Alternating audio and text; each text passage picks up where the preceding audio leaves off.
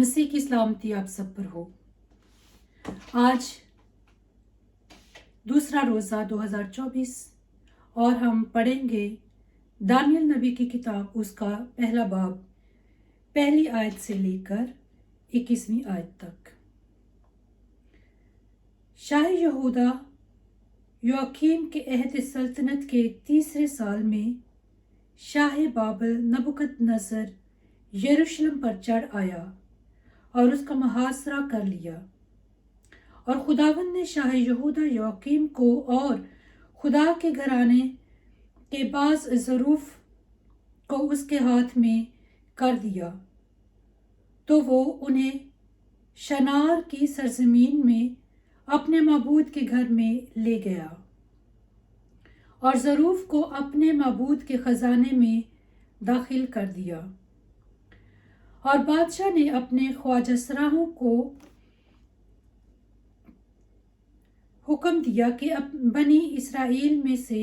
यानी शाही नस्ल और शुरफा में से बास को हाजिर करे, हाँ, ऐसे नौजवानों को जिनमें कोई ऐब ना हो, खूबसूरत और तमाम हिकमत में हुनरमंद और इल्म में माहिर और हर तरह से दानिश्वर, जिनमें ये लियाकत हो कि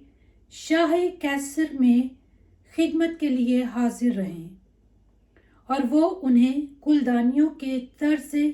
किताबत और उनकी ज़ुबान की तालीम दे। और बादशाह ने उनके लिए शाही खुराक और अपने पीने की मैह में से रोज़ाना रिसद कर दी कि यूं वो 3 साल तक परवरिश पाते रहें। और इस अरसे के इख्तिताम पर वो बादशाह के हजूर हाजिर हों। बस इनके दरमियान बनी यहूदा में से दानियाल, हनन्याह और मिशाएल और इज़राया थे, पर ख्वाजा सराहों ने उनके नाम तब्दील कर दिए। उसने दानियाल का नाम बाल तशसीर रखा, हनन्याह का नाम शद्रक, मिशाएल का नाम मिशेक और इज़राया का नाम अबेद नबू। और दानियल ने अपने दिल में इरादा किया कि मैं अपने आप को शाही खुराक और उसके पीने की मैह से नापाक ना करूँगा। और उसने ख्वाजा सराह के सरदारों से अर्ज़ की कि मैं अपने आप को नापाक करने से माजूर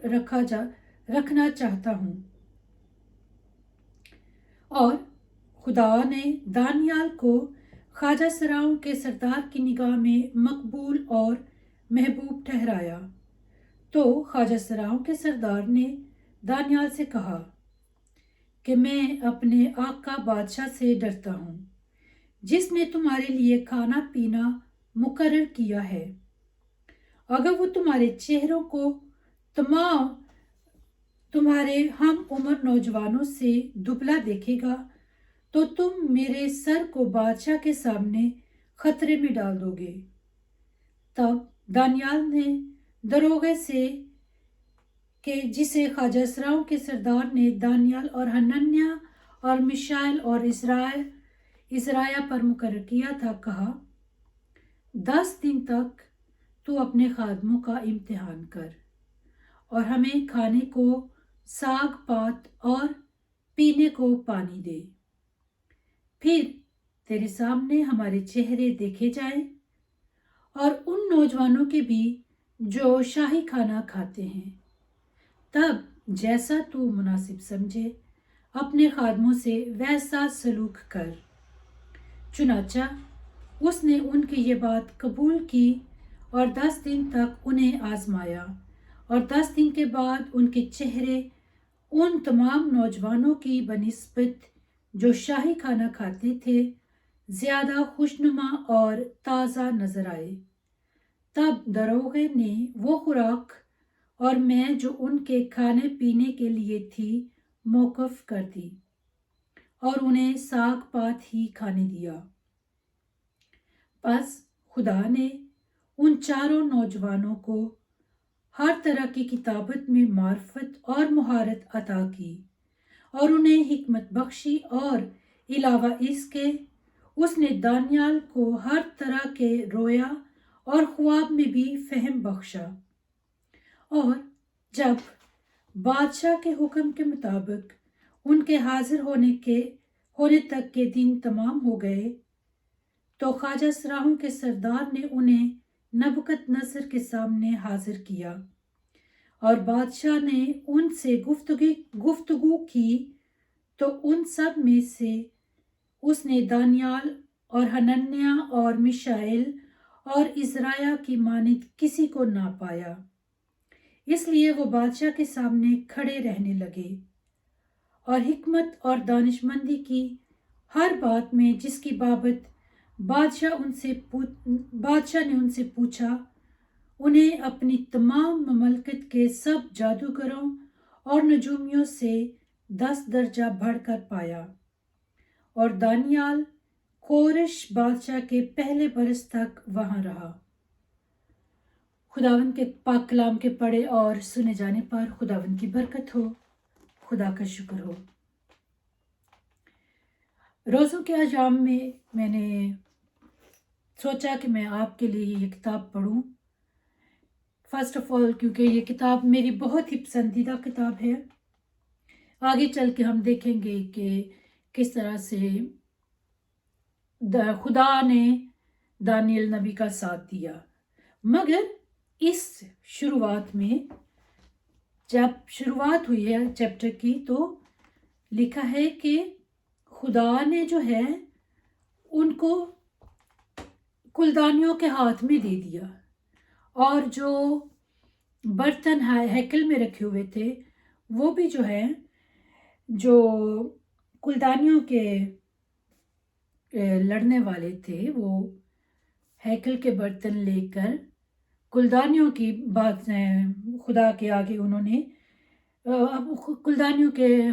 जो टेंपल थी उसके ख़जाने में रख लिए। और ये एक किस्म की शिकस्त थी उन तमाम यहूदियों के लिए जिनके ऊपर यह हमला किया गया। मगर दानियाल नबी और उसके 3 दोस्त, हालांकि वो बहुत ही शिकस्त खाए हुए थे, मगर वो शिकस्ता दिल नहीं हुए और उन्हें लाया गया एक ऐसे बादशाह की खिदमत के लिए जिसे वो जानते नहीं, जिसकी वो पैरवी नहीं करते थे और जिसे वो अपना बादशाह नहीं मानते थे। मगर वो इस वक्त गुलामी में है और बादशाह जो है वो गुलामों में से भी हर गुलाम से एक किस्म की खिदमत नहीं लेना चाहता। उसने क्या कहा कि उनको हाजिर किया जाए जो खूबसूरत भी हों, हिकमत भी रखते हों, हुनरमंद भी हो, इल्म में भी माहिर हों और दानिशवर भी हों, और ये लियाकत भी रखते हों कि बादशाह की हजूरी में ठहर सके। तो बहुत सारे जो अक्सर मैं सुनती हूँ हमारे पाकिस्तानी मसीहों से कि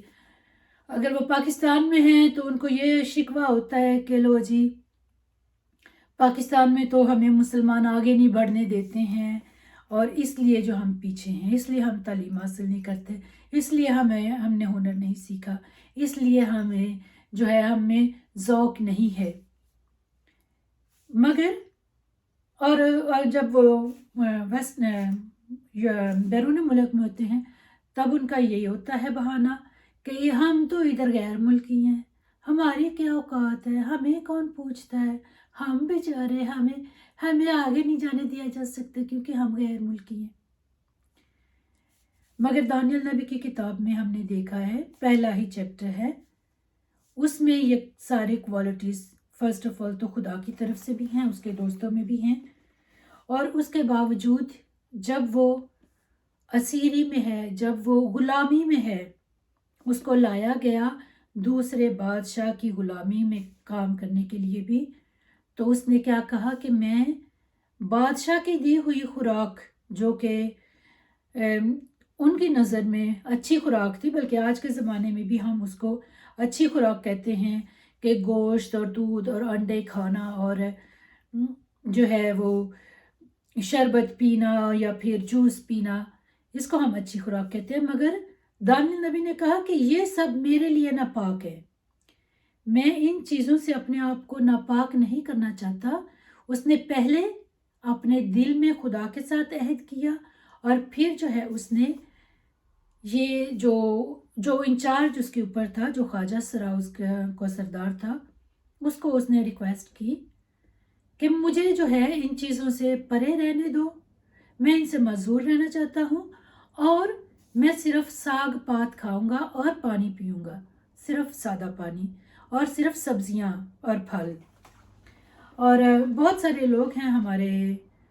پاکستان میں جو کہ روزہ رکھتے ہیں، بہت ہی سخت قسم والا 24 گھنٹے کا، کیونکہ خاص کر کے مسلمان جو ہے وہ بہت سڑو سڑو کرتے ہیں جب وہ روزہ رکھتے ہیں، تو ان کو کئی دفعہ مجھے لگتا ہے کہ کچھ لوگ جو ہیں ان کو ثابت کرنے کے لیے بھی جو ہے زیادہ لمبا روزہ رکھتے ہیں، مگر خدا کی نظر میں ہمارا بھوکا رہنا جو ہے وہ اتنا معنی نہیں رکھتا جتنا جب ہم کچھ چھوڑ رہے ہیں تو اس وقت میں ہم خدا کو کتنا یاد کرتے ہیں، وہ زیادہ معنی رکھتا ہے، یا پھر ہمارے بھوکے رہنے کی وجہ وہ اس کے لیے معنی رکھتی ہے۔ جیسے کہ دانیال نبی کی کیس میں اس نے گوشت اور مے کو نہیں چھوا، کیونکہ اس نے کہا یہ غیر معبودوں کے نام پہ ذبح کیا جاتا ہے۔ جیسے کہ پاکستان میں بھی اور اسلامک ممالک میں ابھی کچھ لوگ اس کو کنٹروورشل بھی سمجھیں گے، مگر یہ کنٹروورشل نہیں ہے، یہ حقیقت ہے کہ پاکستان میں جو جتنے بھی قصاب ہیں، جو خاص کر کے جو مسلمان قصاب ہیں، وہ جب جانور ذبح کرتے ہیں تو وہ اس کے اوپر اسلامک دعائیں پڑھ کر تو پھر اس کو ذبح کرتے ہیں۔ میں ابھی وہ الفاظ بولنا نہیں چاہتی، کیونکہ میں بائبل خدا کے کلام کو ہی بات کر رہی ہوں۔ تو میری نظر میں بھی وہ جو گوشت ہے جو غیر معبود کے نام لے کے ذبح کیا جاتا ہے جانور، وہ غیر معبودوں کو چڑھایا گیا گوشت بن گیا، تو اس لیے وہ ناپاک ہو گیا۔ تو اگر آپ پاکستان میں رہ کر گوشت نہیں کھاتے اس وجہ سے کیونکہ وہ غیر معبودوں کے نام پر کاٹا گیا ہے، تو میرے خیال سے آپ کو یہ 40 روزے رکھنے کی بجائے، اگر آپ ہر دفعہ اس گوشت کو انکار کرتے ہیں جو کہ ایک خاص اسلامک دعا پڑھ کر ذبح کیا گیا ہے جانور، تو وہ آپ کو زیادہ خدا کی مقبول نظر ٹھہراتا ہے۔ کیونکہ صرف ہمارا دل کا صاف ہونا کافی نہیں ہے، اس کتاب سے، اس چیپٹر سے، دانیال نبی کے پہلے چیپٹر سے ہم یہ ریئلائز کرتے ہیں، ہم یہ سیکھتے ہیں کہ صرف دل کا پاک صاف ہونا کافی نہیں ہے، جو خوراک ہمارے جسم میں پیٹ میں جاتی ہے وہ بھی پاک ہونی چاہیے۔ اور اس لیے دانیال نبی نے مے کو اور گوشت کو ہاتھ لگانے سے انکار کر دیا، اور اس نے صرف ساگ پات کھایا۔ اور یہ نہیں کہ ساگ پات کھانے سے انسان پتلا ہو جاتا ہے یا پھر اسے کسی چیز کی کمی ہو جاتی ہے، نہیں، بلکہ ادھر یہ بھی دکھایا گیا ہے کہ انہوں نے 10 دن کی مہلت مانگی کہ 10 دن ہم یہ ساگ پات کھائیں گے اور صرف پانی پیئیں گے، اور پھر آپ ہماری صحت کا دوسروں سے موازنہ کر کے دیکھ لینا۔ اور جب 10 دن کے بعد ان کا موازنہ کیا گیا دوسروں کے ساتھ، اور لکھا ہے کہ ان کے 10 دن کے بعد ان کے چہرے ان تمام نوجوانوں کے بنسبت جو شاہی کھانا کھاتے تھے زیادہ خوشنما اور تازہ نظر آئے۔ تو جب ہم خدا کی خدمت کے لیے ایسی چیزیں چھوڑتے ہیں جو کہ ہماری صحت کے لیے اچھی نہیں ہیں، تو خدا بھی ہمیں اور ہماری صحت پر برکت دیتا ہے۔ اور یہ میں ایک دفعہ پھر سے ان لوگوں کے لیے خاص کر کے سجیسٹ کرنا چاہتی ہوں جو لوگ 24 گھنٹے کا روزہ نہیں رکھ سکتے، کہ آپ لازمی نہیں کہ آپ 24 گھنٹے کچھ نہ کھائیں یا کچھ نہ پئیں۔ دانیال نبی کی طرح آپ صرف 40 دن کے لیے گوشت کا روزہ بھی رکھ سکتے ہیں، کہ میں 40 دن تک گوشت نہیں کھاؤں گا یا پھر میں 40 دن تک انڈے نہیں کھاؤں گا، یا دودھ ملک کے پروڈکٹس نہیں کھاؤں گا، یا پھر میں 40 دن تک چائے نہیں پیوں گا، چاہے صبح ہو یا شام ہو، صرف پانی ہی پیوں گا، 40 دن تک میں صرف سادہ پانی پیوں گا۔ تو جب آپ کریں گے پھر آپ ریئلائز کریں گے کہ یہ بھی مشکل ہے، صرف 24 گھنٹے بھوکا رہنا مشکل نہیں ہے۔ اگر آپ ایک لمبے عرصے تک ایک ایسی چیز کو چھوڑتے ہیں جو کہ آپ کو پسند ہے، وہ بھی مشکل ہوتی ہے۔ اور اس کا اجر انہیں ہمیں پہلے چیپٹر میں ہی کوئی ایک تو نظر آ جاتا ہے کہ اس کا اجر انہیں یہ ملا کہ وہ بادشاہ کی نظر میں بہت ہی مقبول ہوئے، اور ان کی گفتگو سے بادشاہ بہت متاثر ہوا، اور یہاں تک کہ